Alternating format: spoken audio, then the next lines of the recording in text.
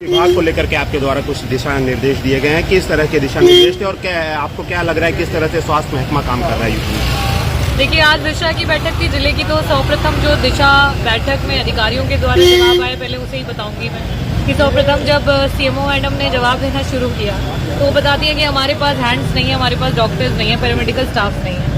तो उसमें सबसे पहला सवाल ये होता है कि जब मेडिकल ऑफिसर्स की वैकेंसी आई हुई है, जिसको ऑलमोस्ट 6 महीने हो चुके हैं, उसके बाद भी उन पदों पे क्यों नहीं उनको भरा गया? तो उसके रिकॉर्ड्स भी प्रॉपर तरीके से नहीं दिए गए हैं, जिसको मैंने लेटर के माध्यम से रिटर्न में मांगा हुआ है। अपार्ट फ्रॉम दैट, जिले का निरीक्षण किया था जिले अस्पताल में, वहाँ पे अभी भी हमारे पास कोई कंप्यूटर और सॉलिडिफाई वे से रजिस्ट्रेशन की कोई प्रक्रिया नहीं है। हाथों से लिखा जाता है, डॉक्टर्स अपने पेशेंट के मरीजों के नाम हाथ से लिख रहे हैं, अटेंडेंस हाथ से लग रहे हैं, कहीं पे भी ऐसी कोई भी चीज़ नहीं है जो आपके रिकॉर्ड में है।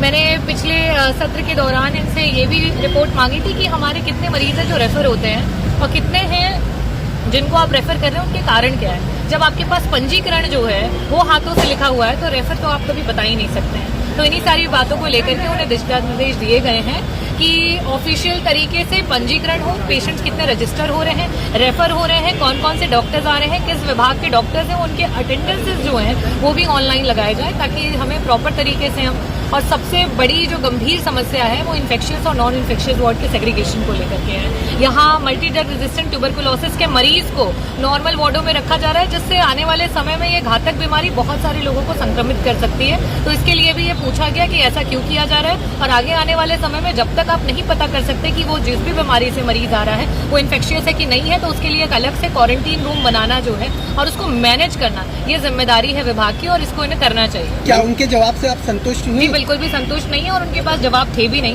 क्योंकि वो तो पूरी कार्यवाही में आ गया। That will be on return, और अगर आप लोग मांग करेंगे तो वो मिल भी जाएगा। तो एनी हाउ मुझे ऐसा लगता है कि जवाबों को प्रॉपर ना दे पाना, कहीं ना कहीं उनकी रिस्पॉन्सिबिलिटीज को अनदेखा करना। मैम, आप लगातार हाउस में भी इस तरह के क्वेश्चंस पुट अप कर रही हैं, लेकिन जो आपको जमीनी हकीकत दिख रही है वो किस तरह से आपको नजर आ रही है? देखिए, जमीनी हकीकत ये है कि जो सबसे बड़ा बजट के साथ स्कीम जो जल जीवन मिशन चल रहा है, धरातल पे उसका कोई सरपैर नहीं है ना। अगर कहीं टंकियां बनी है तो उसकी पाइपलाइंस नहीं बिछी है, कहीं पाइपलाइन बिछी है तो वहाँ पे नल नहीं लगे हैं, और अगर कहीं पे पूरी तरीके से फंक्शनैलिटी हो चुकी है तो वहाँ के पंप जल जा रहे हैं, और उन पंपों को सही करने में 15-15 दिन लग जा रहे हैं। और ऐसी अवस्था में पूरी की पूरी ग्राम सभा में हाहाकार मच रही है। तो ओवरऑल जो है, अगर हम बड़ी बड़ी स्कीम्स है उनकी बात करें तो वो धरातल पे धाराशायी है। तो छोटी स्कीम्स जो हैं उनकी तो अवेलेबिलिटी के बारे में हम डिस्कस ही नहीं कर सकते।